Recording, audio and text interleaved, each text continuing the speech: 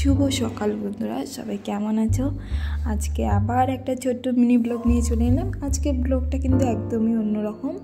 আজকে ব্লগটা কুচবিহার রাজবাড়ি ঘুরতে যাওয়ার ব্লগ ছিল। তো দেখো এখানে সবাই পেয়ারা মাখা, বড়ই মাখা, জলপাই মাখা খাচ্ছে। আমরাও পেয়ারা মাখা খেয়ে নিলাম।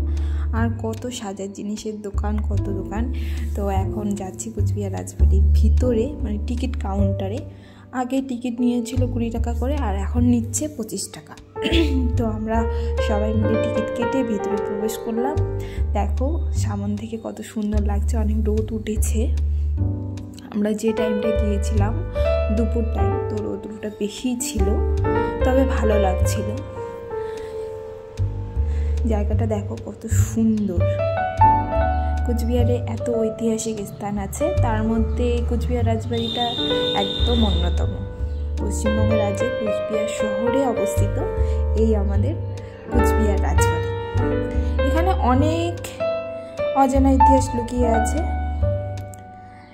এই কুচবিহার রাজবাড়ি রাজত্ব করেছিল কোচ রাজবংশ, আর কোচ রাজবংশের প্রতিষ্ঠা করেছিল বিশ্বসিংহ কান্তেশ্বর। মহারাজা নৃপেন্দ্র নারায়ণ তৈরি করেছিলেন এই আমাদের কুচবিহার রাজবাড়ি। এখানে বাইরে থেকে দেখো অনেক লোকজন এসছে। আমাদের দিনহাটা থেকে ডিফারেন্স 1 ঘন্টা হলেও আমরা বেশি চাই না, কিন্তু অনেক দূর থেকে, এমনকি কলকাতা থেকে অনেক লোক ঘুরতে এসছে। জায়গাটা আসলে এতটাই সুন্দর যে যতবারই করো না কেন প্রতিবার আমরা আবার যাই।